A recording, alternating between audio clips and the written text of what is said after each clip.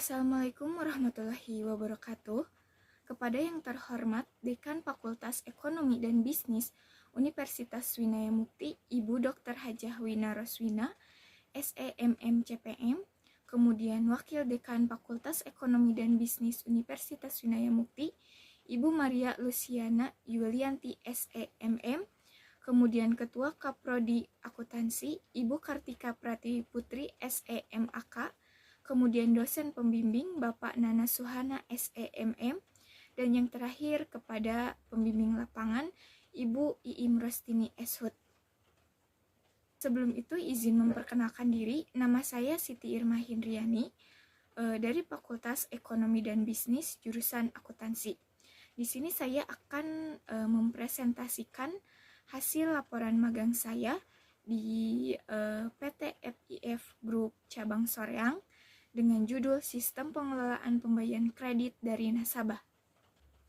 Adapun yang akan dibahas di sini yaitu yang pertama adalah latar belakang, kemudian profil perusahaan, aktivitas magang, pembahasan, kesimpulan dan saran, dan yang terakhir ada refleksi diri.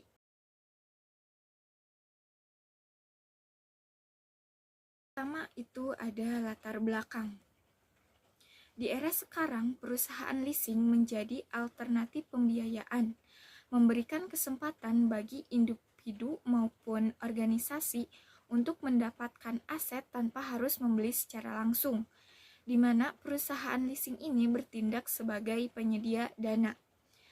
Setelah kredit disetujui, perusahaan harus membuat sistem yang jelas untuk mengatur pembayaran angsuran pelanggan, seperti mengatur jadwal pembayaran, jumlah angsuran, dan bunga untuk membantu konsumen mengelola keuangan mereka dengan baik. Mereka juga, perusahaan tersebut juga harus memberikan informasi yang jelas tentang tanggung jawab si nasabah. Selain itu, pengendalian risiko juga menjadi komponen yang penting, sehingga perusahaan harus memiliki strategi untuk mengidentifikasi dan mengatasi risiko yang kemungkinan akan muncul atau tidak terduga, seperti risiko gagal bayar atau risiko likuiditas. Teknologi informasi di era sekarang telah mengubah cara mengelola pembayaran kredit, di mana pembayaran online menjadi lebih mudah dan cepat dengan sistem digital, sehingga perusahaan dapat memantau transaksi secara real time, meningkatkan kenyamanan pelanggan, juga kinerja operasional dapat ditingkatkan dan biaya administrasi dapat ditekan. Sistem pengelolaan dan pelayanan yang baik juga dapat meningkatkan kepercayaan nasabah kepada perusahaan itu sendiri, dengan mengurangi resiko dan mendorong pertumbuhan ekonomi yang berkelanjutan. Oleh karena itu, penting bagi perusahaan untuk mengembangkan dan memperbaiki sistem ini.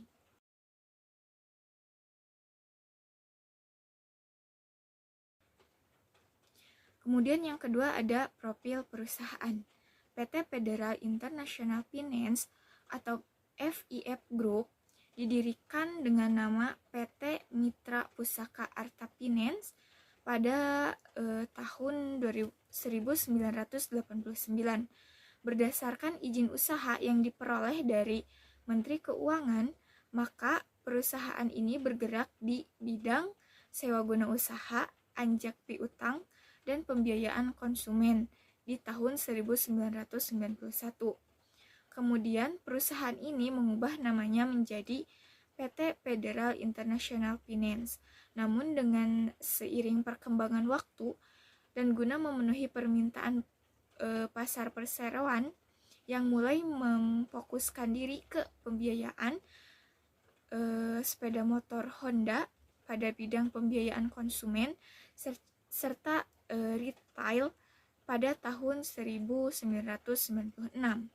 Kemudian di tahun 2013 perusahaan ini meluncurkan merek FIF Group, di mana saat ini berdasarkan peraturan Otoritas Jasa Keuangan nomor 29/POJK 05/2014 yang bergerak di bisnis layanan pembiayaan memiliki beberapa produk. Yang pertama itu ada Pipastra, yaitu jasa layanan pembiayaan sepeda motor Honda. Kemudian yang kedua ada Spectra, jasa layanan pembiayaan multiproduk untuk kebutuhan masyarakat, mulai dari alat elektronik, perabotan rumah tangga, furniture, gadget atau handphone ya, produk lifestyle dan kebutuhan lainnya. Kemudian produk yang ketiga itu Danastra, jasa layanan pembiayaan multiguna dalam bentuk fasilitas dana yang menjadi solusi untuk kebutuhan masyarakat.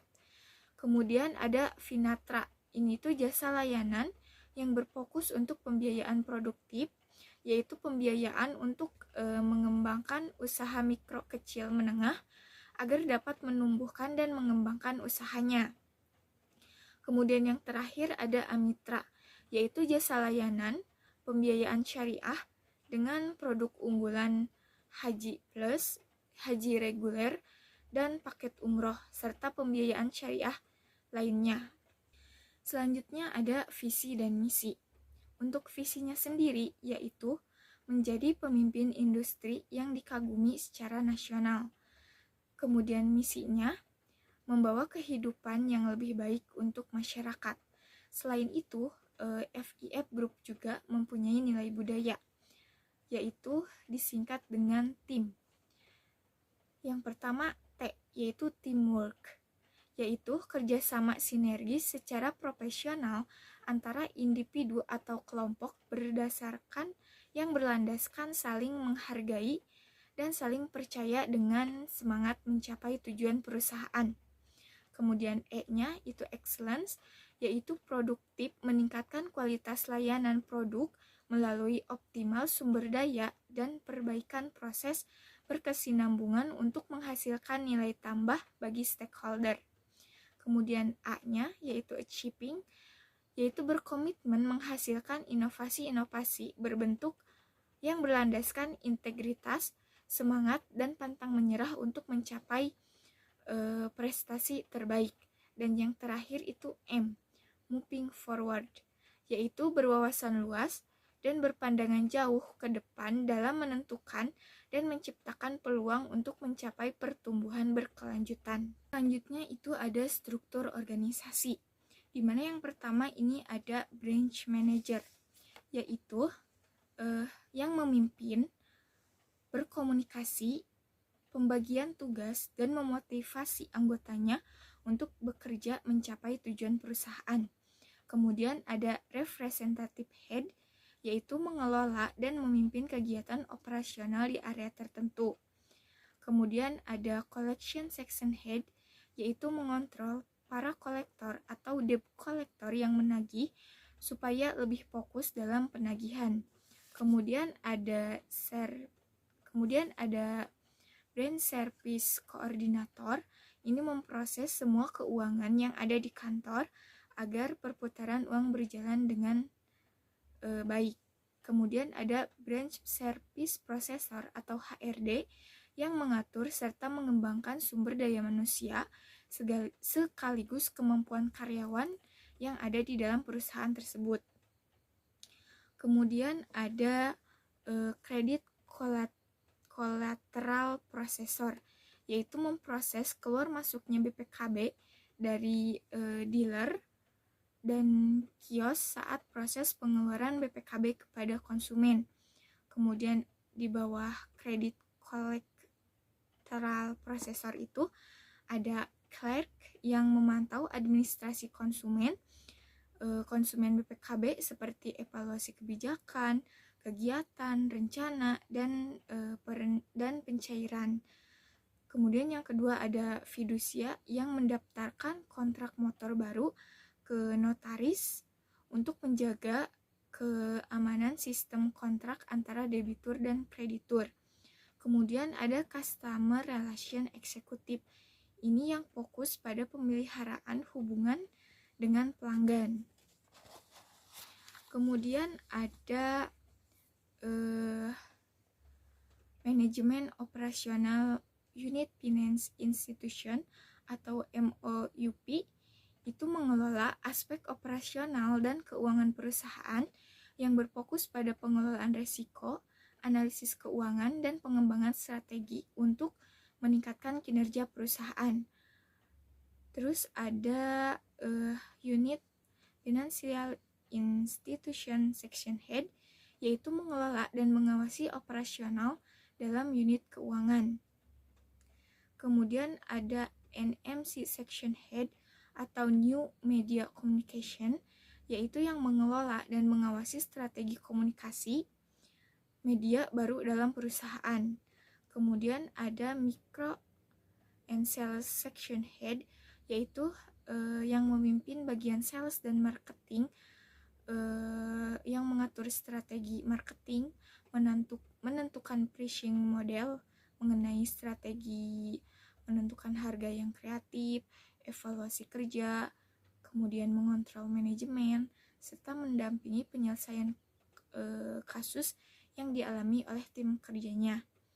Kemudian ada account officer, yaitu mengelola hubungan dengan nasabah dan bertanggung jawab untuk mengelola dan mengawasi proses pencairan dan pemberian kredit kepada nasabah. Kemudian ada office boy, itu sebagai yang mengelola kebersihan di perusahaan. Kemudian ada security atau satpam yang menjaga ketertiban dan keamanan di perusahaan.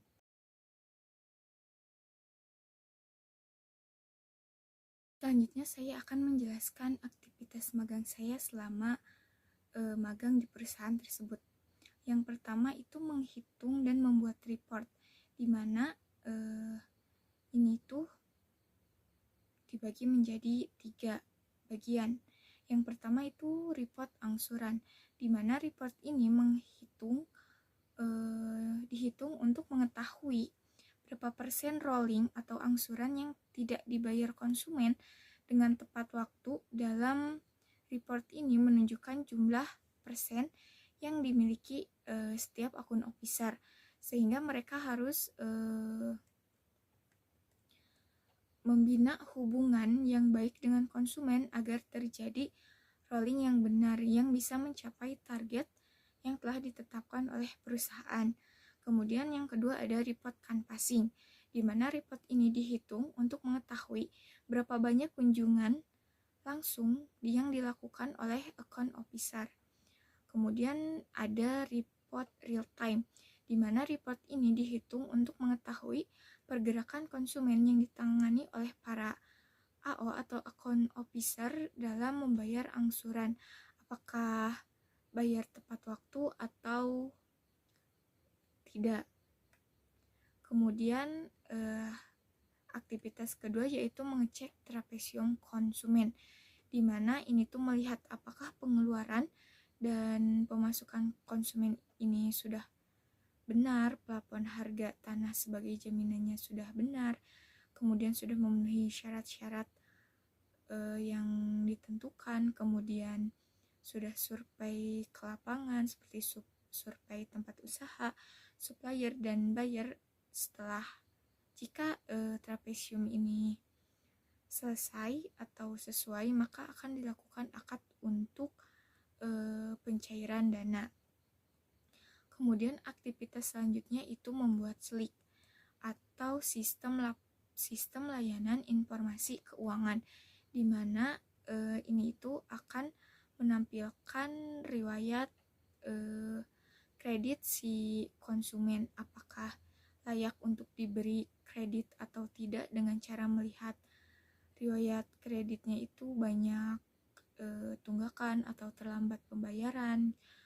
Kemudian aktivitas selanjutnya itu mengisi pengajuan SIMAS HT, yaitu sistem informasi manajemen aset dan harta tetap, di mana ini itu digunakan untuk mengelola aset dan harta tetap suatu organisasi, sehingga aset konsumen akan diawasi oleh perusahaan sebagai jaminan yang diserahkan oleh konsumen. Kemudian aktivitas selanjutnya itu membuat memo. Ada dibagi menjadi 3 bagian. Yang pertama itu ada memo restart, di mana memo ini digunakan untuk debitur yang sedang mengalami penurunan usahanya dan penghasilan juga menurun, serta itu untuk memperkecil angsuran dan menambah si waktu pembayarannya, karena semakin diperkecil angsurannya maka si jangka waktunya juga akan ditambahkan. Kemudian ada memo top up, di mana memo ini digunakan untuk debitur yang akan menambah nominal pinjaman dengan syarat debitur tersebut harus lancar dalam pembayaran, tidak ada keterlambatan.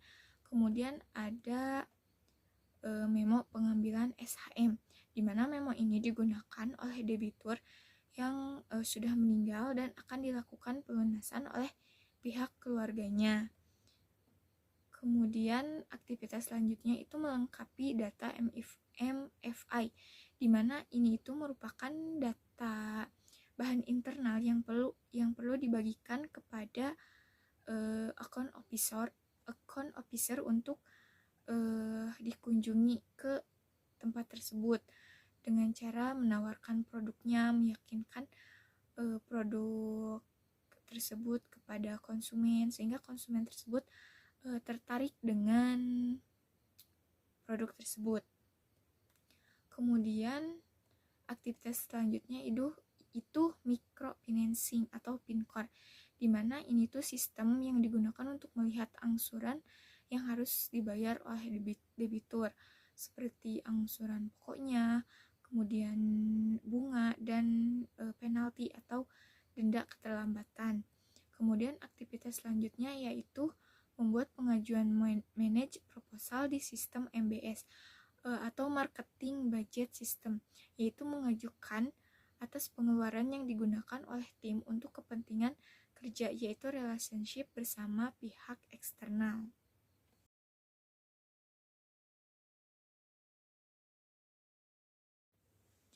Nah, yang selanjutnya itu mengenai pembahasan, di mana FIF Group ini menyediakan berbagai metode pembayaran untuk membantu nasabahnya mempermudah pembayaran angsuran. Di mana di sini tuh ada pembayaran secara langsung ke teller, yaitu ke perusahaan langsung, ke perusahaan cabang terdekat, kemudian menggunakan aplikasi digital yaitu namanya Astra Pay atau bisa ke kios bank terdekat. Kemudian pembayaran melalui ATM, transfer, kemudian ada juga pembayaran melalui minimarket. Nah, dalam perhitungan report rolling ini yang saya lakukan di setiap pagi selama magang, selalu ada beberapa debitur yang mengalami keterlambatan pembayaran, mulai dari keterlambatan 1 bulan, 2 bulan, 3 bulan, 4 bulan, bahkan sampai 5 bulan. Sehingga bisa dikatakan bahwa perusahaan ini belum optimal dalam mengelola sistem pembayarannya. Sehingga masih banyak nasabah-nasabah yang mengabaikan pembayaran tersebut dan banyaknya keterlambatan pembayaran.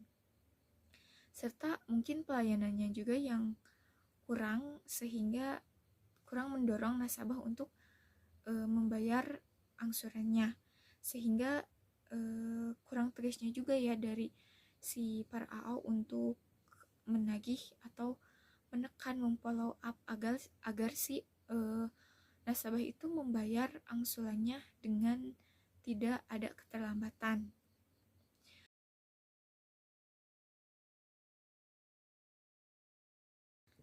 Selanjutnya ada kesimpulan dan saran.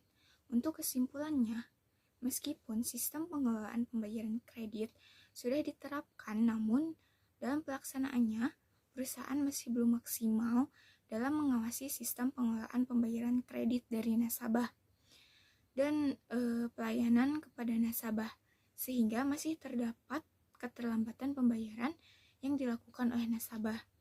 Kemudian perusahaan juga masih belum memiliki aturan yang jelas dan tegas dalam memberikan tindakan kepada nasabah yang mengalami keterlambatan dalam pembayaran kredit. Sehingga akibatnya dari keterlambatan pembayaran tersebut, perusahaan akan mengalami likuiditas keuangan dan profitabilitas keuangan yang berdampak pada stabilitas sistem keuangan secara keseluruhan. Nah, maka saran yang saya berikan kepada perusahaan yaitu perlu adanya pembinaan kepada para karyawan yang mengelola sistem pengelolaan pembayaran kredit sehingga sistem yang sudah ditetapkan dapat dijalankan secara efektif dan lebih efisien. Kemudian perusahaan juga harus perlu memiliki kebijakan yang jelas dalam pengelolaan keterlambatan pembayaran yang dilakukan oleh nasabah. Selain itu, perusahaan juga harus memiliki batasan dalam pemberian kredit secara keseluruhan atau bisa meningkatkan kegiatan penagihan kepada para nasabah yang bermasalah sehingga si likuiditas perusahaan itu lebih aman dan baik.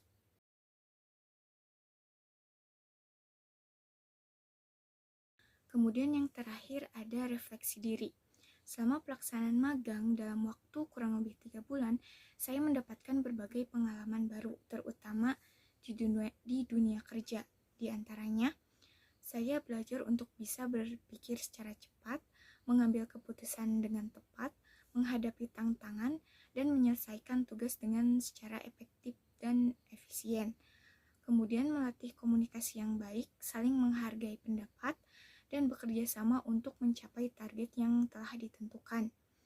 Kemudian memiliki rasa tanggung jawab untuk menyelesaikan setiap pekerjaan yang diberikan oleh pembimbing saya, pembimbing lapangan di perusahaan tempat saya magang dengan baik dan tepat waktu. Dan yang terakhir, mengoperasikan Microsoft Excel mulai dari rumus-rumus perhitungan dan trik menganalisis data dengan jumlah yang banyak. Kemudian bisa mengoperasikan Microsoft Word, yaitu shortcut yang digunakan agar pengerjaan lebih cepat dan tidak memakan waktu yang cukup lama. Ini adalah aktivitas magang saya. Dokumentasi kenapa sedikit karena kebanyakan saya beraktivitas di depan laptop dan komputer. Sekian presentasi yang saya sampaikan. Mohon maaf bila ada salah kata atau penyampaian. Saya ucapkan terima kasih. Wassalamualaikum warahmatullahi wabarakatuh.